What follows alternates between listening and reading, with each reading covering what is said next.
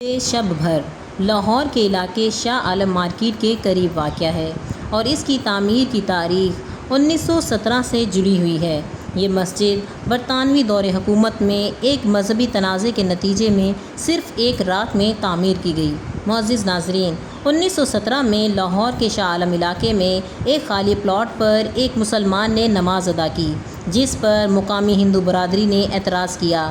دونوں برادریوں نے اس زمین پر اپنی عبادت گاہ بنانے کا دعویٰ کیا۔ معاملہ برطانوی حکام کے پاس گیا، جنہوں نے فیصلہ کیا کہ جس برادری کی عبادت گاہ پہلے وہاں قائم ہوگی وہی زمین کے مالک ہوں گے۔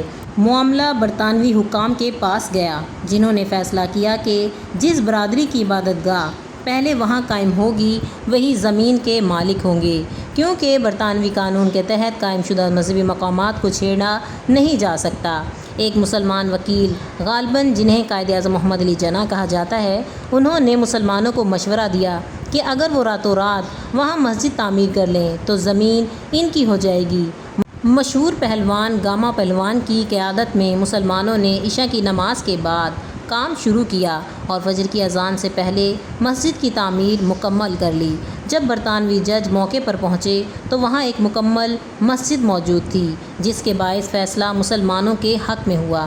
معزز ناظرین، یہ مسجد تقریباً 820 مربع فٹ پر مشتمل ہے اور اس میں بیک وقت 12 نمازیوں کی گنجائش ہے۔ مسجد کے نیچے دکانیں ہیں اور اوپر جانے کے لیے ایک تنگ سیڑھی ہے۔ مسجد کی دیوار پر علامہ اقبال کا ایک مشہور شعر درج ہے: مسجد تو بنا دی شب بھر میں ایمان کی حرارت والوں نے، من اپنا پرانا پاپی ہے برسوں میں نمازی بن نہ سکا۔ مسجد شب بھر لاہور کے شاہ عالم مارکیٹ کے قریب واقع ہے۔ یہ مسجد لاہور کی تاریخی اور ثقافتی ورثے کا حصہ ہے اور سیاحوں کے لیے دلچسپی کا باعث بھی ہے۔